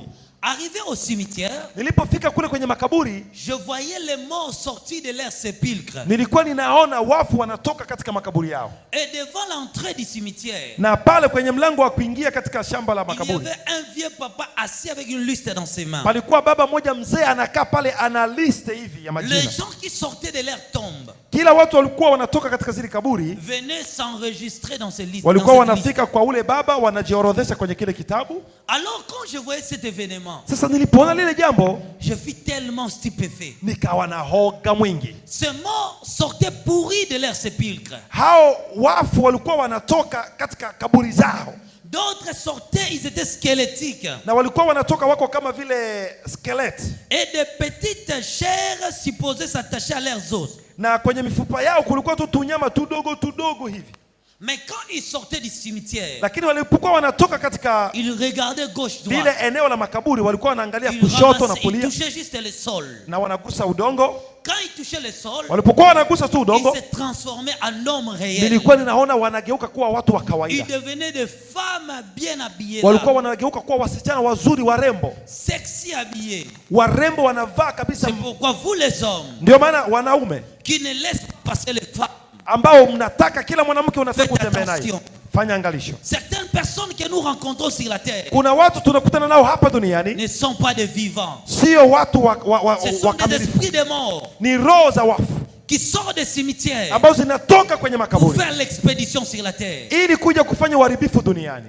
D'autres se transformaient en hommes. Yani zilikuwa zinajibadili kuwa watu wa kawaida. Un homme responsable bien habillé. Wengine wanajibadili kuwa wanaume kabisa, mwanaume mzuri mwenye heshima zake. Transformés en femmes. Zingine zinajibadili kuwa wanawake. Quand je vis cela, nilipoona vile, j'ai dit que moi aussi je touche le sol. Nikasema basi na mimi nitagusa udongo. Peut-être je peux aussi me transformer en un homme réel. Labda na mimi sasa nitageuka kuwa mtu wa kawaida. Et comme ça je rentrerai aussi chez moi. Na hivyo nitarudi kwetu nyumbani. J'ai touché le sol. Niligusa udongo. Ma main n'avait plus l'accès. Mkono wangu haukuweza kugusa udongo. Aux choses maternelles. Sikuwa na uwezo tena wa kugusa udongo. Alors la jeune fille là qui se une squelette qui s'est transformée à une femme. Sasa moja miongoni mwa zile pepo zilizotoka kwenye makaburi ambazo zilijifanya kuwa mwanamke, portait une petite jupette. Ilikuwa imevaa sketi fupi.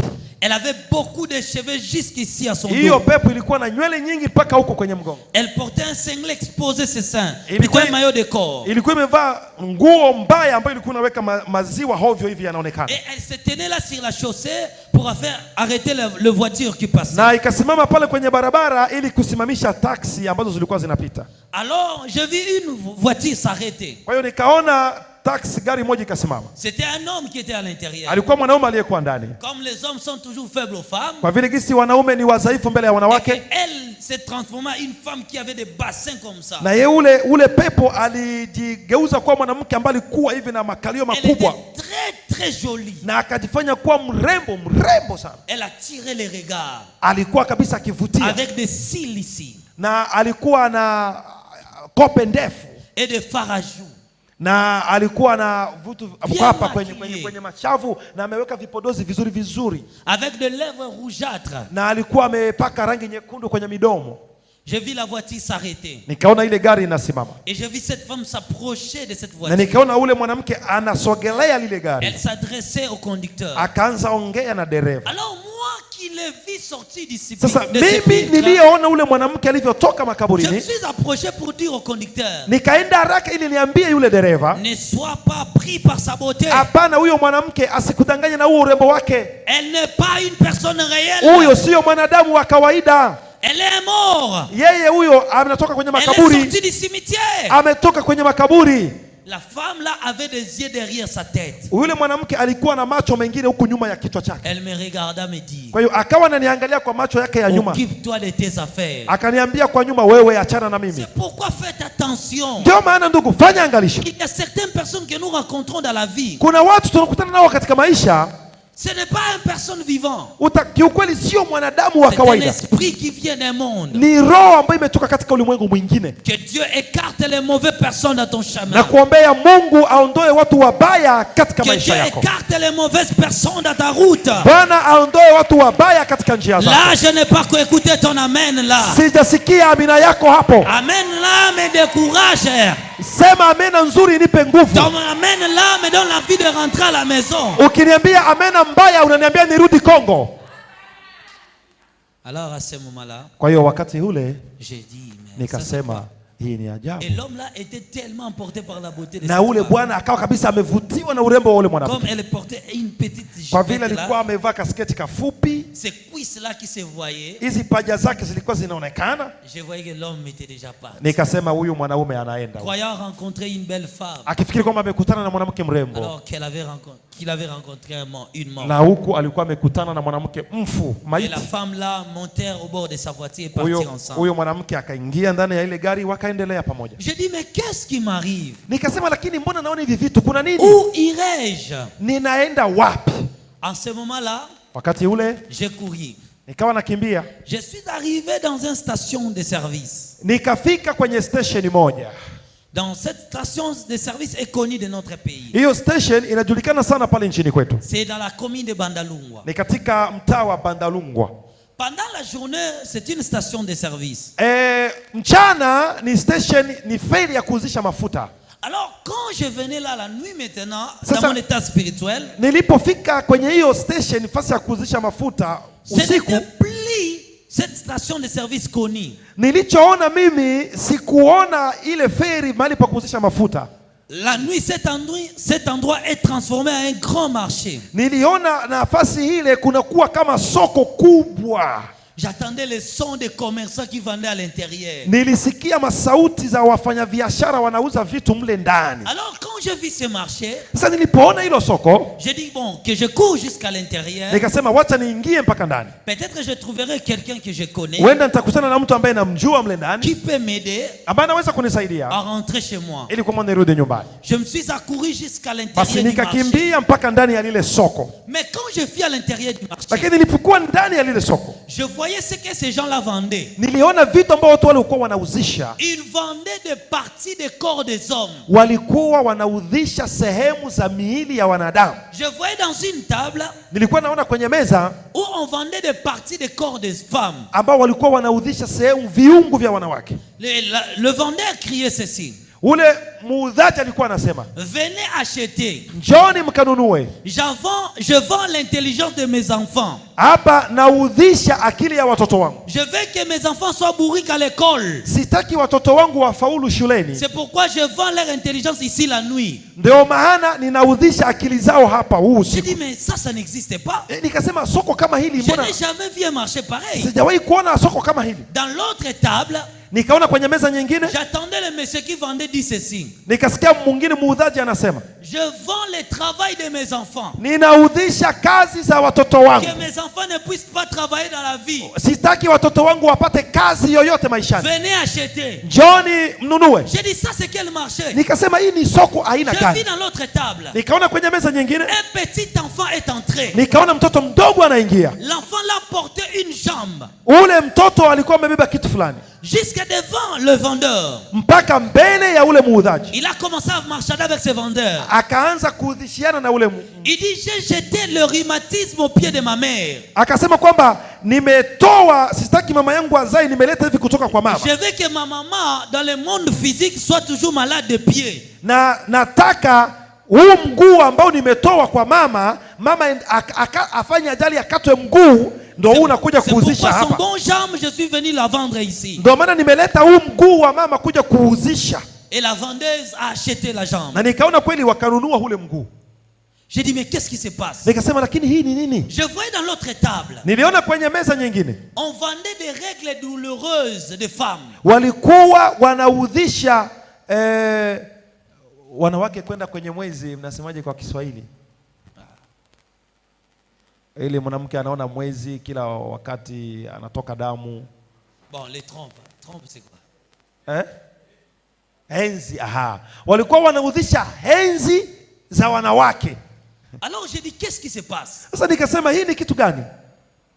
Et la personne l'a dit, Na ule mtu akasema, je veux que mes sœurs puissent souffrir de règles douloureuses. ninataka dada zangu wasipate henzi, C'est pourquoi na il y a wakipata beaucoup iwe de ya shida personnes sana. qui ont des maladies incurables. Ndio maana kuna watu wengi wana magonjwa yasiyopona. Si toute maladie n'obéit jamais aux médicaments, Ikiwa unaona ugonjwa unapewa madawa lakini et que hauponi, tu pries, la maladie reste toujours. watu wanakuombea lakini ugonjwa uko pale C'est pale. que le parti de ton corps là était déjà vendu dans les marchés des Ina sorciers. maana sehemu viungo vya mwili wako vimeshauzishiwa katika soko la wachawi. Dans l'autre table, on vendait les chances et les étoiles des gens. Niliona kwenye meza nyingine wanaudhisha bahati na nyota za watu. Et dans l'autre table, j'ai vu on vendait des maux de tête. Na nikaona kwenye meza nyingine wanaudhisha magonjwa ya kichwa kuuma. Dans l'autre table, on vendait des maux de dos. Niliona kwenye meza nyingine wanaudhisha magonjwa ya mgongo kuuma.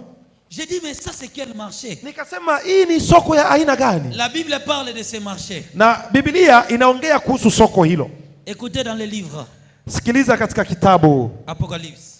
Kitabu cha Ufunuo.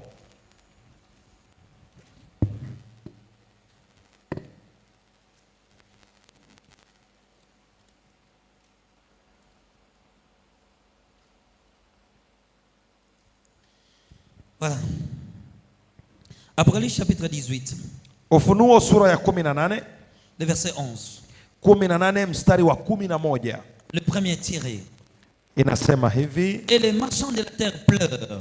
Nao wafanyabiashara wa nchi walia, parce que personne n'achète plus leur cargaison. Na kumwomboleza kwa sababu hapana mtu anunuaye bidhaa yao tena. Écoutez le verset 13. Sikiliza versi ya 13. Les derniers tirés. Na mstari wake wa mwisho 13. On dit personne n'achète leurs marchandises. Wanasema hakuna mtu ananunua bidhaa zao. Le cinnamon. Vous êtes dans quel verset? 13. 13. Des cinnamons, d'aromates. Na mdalasani, iliki, uvumba, maramu, ubani, verse ya 13 ya Ufunuo 18. De corps et d'âme d'homme. Mvinyo, mafuta ya mzeituni, unga mzuri na ngano, ng'ombe na kondoo, farasi na magari, na miili na roho za wanadamu. Est-ce que tu as déjà vu un marché physique où on vend des personnes? Je, uweshawahi kuona soko la kawaida wanauza watu? Tu as déjà vu un marché où on vend les parties des corps des gens? Umeshawahi kuona soko wanauza sehemu za miili ya watu? La nuit, ce marché-là existe. Lakini niwaambie, usiku hizo soko Dans ce zipo. marché-là, on vendait les parties des corps des gens. Katika soko hilo walikuwa wanauzisha sehemu za miili ya Peut-être dans watu. ton corps, tu as une maladie incurable. Wenda katika mwili wako na ugonjwa usiopona. C'est que la partie de ton corps-là était vendue. Ina maana sehemu ya mwili wako C'est imeshauzishwa. pourquoi tu as des maladies que tu as beaucoup prié. On ne voit pas un Ndio maana changement. una magonjwa, wamekombea sana, hakuna mabadiliko. Il y a beaucoup de personnes qui ont des fibromes, de kystes, qui ne connaissent pas l'origine. Kuna watu wengi wanagonjwa magonjwa ya tumbo, magonjwa ya kuumiza, lakini Les gens qui hawajui ont yalitoka toujours wapi. des mal au ventre, qui ne connaissent pas l'origine. Kila wakati unasikia tumbo linakusumbua na hujui imetoka Cela wapi. prouve que leur partie de corps était vendue dans le monde Hiyo spirituel. inadhibitisha hiyo sehemu ya mwili wako iliudhishwa katika soko Il la y a wachawi. beaucoup de gens qui souffrent de la pauvreté parce que leur chance de vie était vendue dans les marchés de Kuna sorciers. wengine wanahangaika katika umaskini sababu bahati na nyota zao ziliudhishwa katika hilo soko. Parce que quelque chose en toi était déjà vendu. Sababu kitu fulani ndani yako kimeshaudhishwa. Écoutez bien aimé, Sikiliza ndugu, je vous donne ce témoignage. nawapa ushuhuda huu. Une femme est venue de l'Amérique. Mwanamke mmoja alitoka Umarekani. Elle me suivait. Elle a écouté cette partie du témoignage. Alisikiliza huu ushuhuda wangu. Elle a payé son billet et elle est venue jusqu'à Kinshasa. Akalipa ndege kutoka Umarekani mpaka Kinshasa. Elle devait passer à la délivrance. Ilibidi nimwombee maombi ya ufungulivu. J'ai commencé à prier pour cette femme. Nikaanza kuombea huyo mwanamke. J'ai chassé tous les esprits qui étaient en elle. Nilikuwa nafukuza pepo wote waliokuwa ndani yake. L'esprit qui était en elle dit ceci. Roho aliyekuwa ndani yake akasema, Je suis son oncle. mimi ni mjomba wake. J'ai volé ses grossesses. Niliiba ujauzito wake. J'avais déclaré dès son enfance Nilidai hilo tangu akiwa mtoto mchanga. qu'elle ne mettra pas au monde. Nikasema kwamba hatozaa kamwe. C'est pourquoi elle a fait des années au mariage sans avoir des enfants. Ndio maana alifanya miaka katika ndoa bila kuwa na mtoto. Bien-aimé, Ndugu yangu, la femme là, huyo mwanamke on a chassé les esprits. tukafukuza hizo On a roho. chassé les esprits. Tukafukuza hizo roho. Et quand elle s'est réveillée, Na wakati alipotoka pale, je lui ai dit ce que la voix là disait dans son corps. nikamwambia jinsi sauti ilivyosema katika Et mwili wake. l'oncle là disait même le jour où il a fait ces choses Na huyo là. mjomba wake alisema hata siku aliyofanya hayo mambo. La femme là reconnu cette affaire 20 ans passés. Huyo mwanamke akakumbuka hilo jambo lilipitika miaka 20 Il dit iliyopita. oui, je me souviens que mon oncle m'avait appelé Akasema nakumbuka mjomba aliniita wakati moja. et qu'il m'avait fait quelque chose dans mon corps. Na mjomba alinifanya jambo fulani hivi silikumbuki Je vizuri. lui ai dit, on vient de prier, il est sorti dans ton corps et il a dit depuis ce jour-là, il a volé tes grossesses. Nikasema tumekuombea, mjomba wako ametoka ndani ya mwili wako, lakini amesema tangu siku ile Qu'est-ce que aliiba le diable a mimba volé zako dans ta zote. vie? Je, shetani na wewe aliiba vitu Qu'est-ce vyako? que le diable a volé dans ton corps? Ni nini shetani aliiba katika mwili wako? Je voyais des politiciens entrer dans ce marché et acheter les chances et les étoiles des gens. Kitu kingine niliona wafanya siasa katika hiyo soko wanaingia na kwenda kuiba nyota za watu kuzinunua. Ces gens-là sont des riches parce qu'ils profitent des étoiles des faibles. Hawa wafanya siasa wengi ni watajiri sababu wamechukua nyota za watu wengine. Alors j'aimerais que tu te lèves maintenant. Kwa hiyo sasa nataka usimame. On va prier contre tous les marchés spirituels. Nataka usimame tuombe kuvunja soko zote za ulimwengu wa Là giza. où on a vendu ton corps. Mahali ambapo waliudhisha viungo vya mwili wako. Qui est malade parmi nous? Nani ni mgonjwa miongoni mwetu? Qui est malade parmi nous, élève seulement ta main. Mgonjwa miongoni mwetu, inua mkono hivi. Kama wewe ni mgonjwa, inua mkono. Élève tellement ta main vers le ciel. Inua mkono wako kama wewe ni mgonjwa. La personne qui est malade. Mtu ambaye ni mgonjwa, inua mkono. Élève tellement ta main vers le ciel.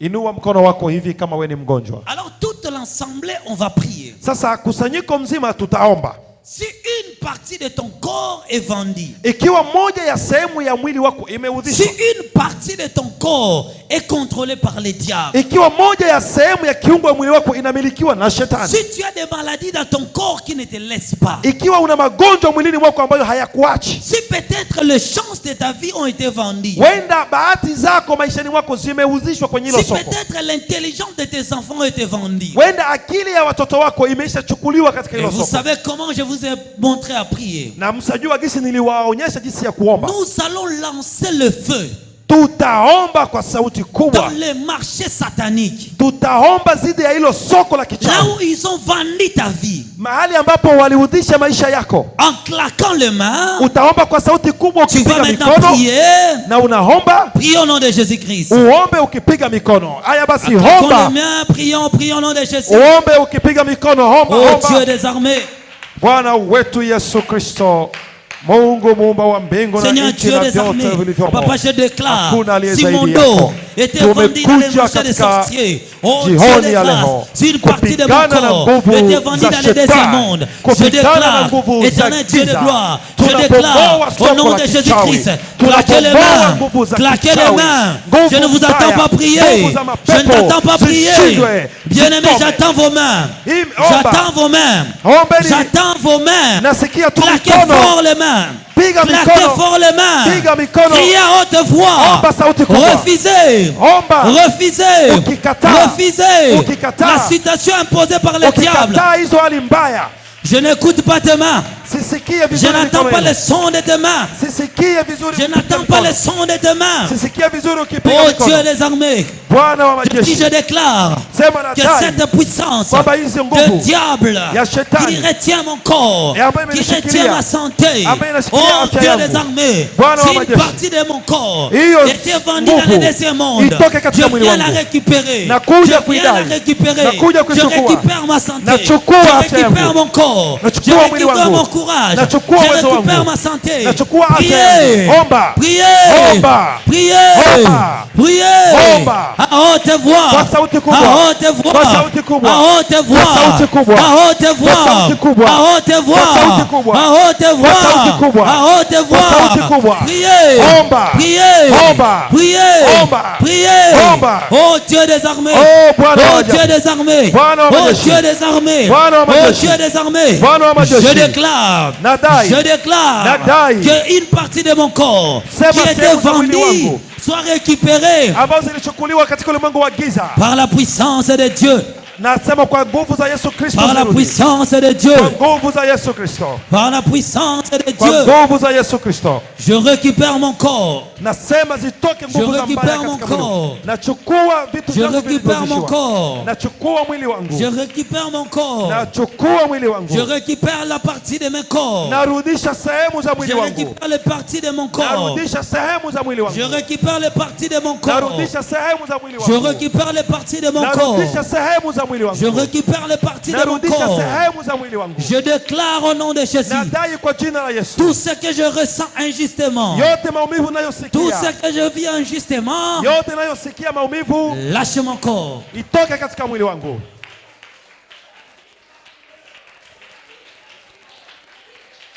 Priez, Omba, priez, omba, priez, omba, priez, omba, priez, omba, priez, omba, priez, omba, priez. omba. Que ton corps soit franchi, Nguvu que ambazo ton zitoke. corps soit franchi, Ngoma que ton corps soit franchi, omba, que ton corps soit franchi, mwili wako que ton ufunguliwe, corps soit franchi, mwili wako que ton ufunguliwe, corps soit franchi, mwili wako que ton ufunguliwe, corps soit franchi, mwili wako que ton ufunguliwe, corps soit franchi, mwili wako que ufunguliwe, ton corps soit franchi, mwili wako que ufunguliwe, ta santé soit libérée, nguvu, mwili wako que ta ufunguliwe, santé soit libérée, afya yako iwe que ta huru, santé soit libérée, afya yako iwe que huru, ta santé soit afya libérée. yako iwe huru. Je te vois dans une prison. Ninakuona katika Que le gereza. Seigneur Dieu te libère. Bwana akuweke huru Prie pour ta liberté. katika jina la Prie Yesu. pour ta liberté. Uwe huru, Prie pour ta liberté. uwe huru. Sortez.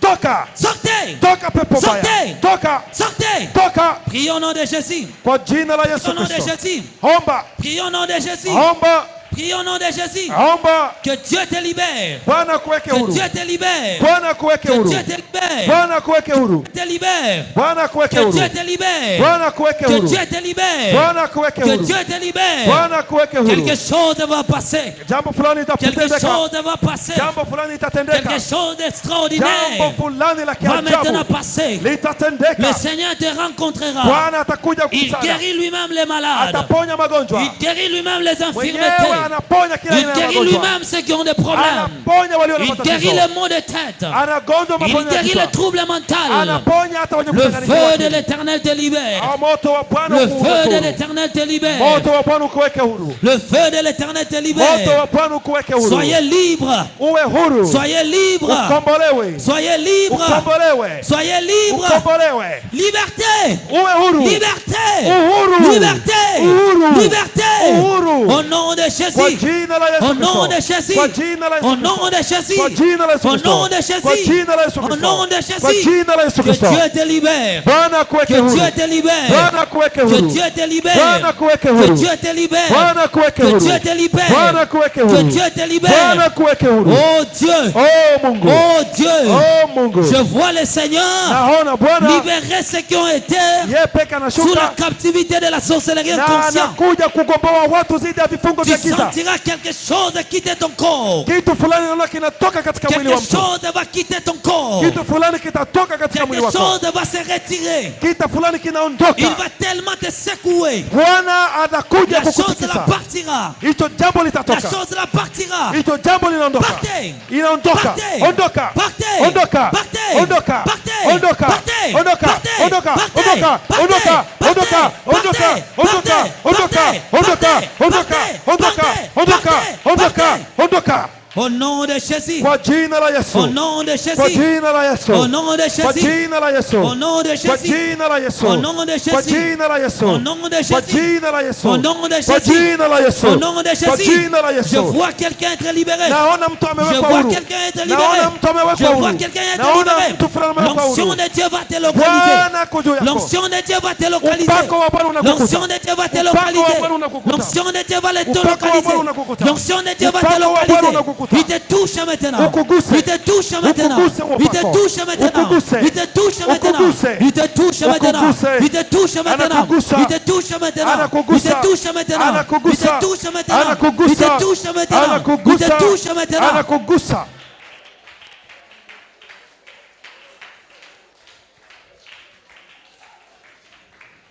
Soyez libre au nom de Jésus. Uwe huru katika jina la Yesu Kristo. Soyez libre au nom de Jésus. Ufunguliwe katika jina la Yesu Kristo.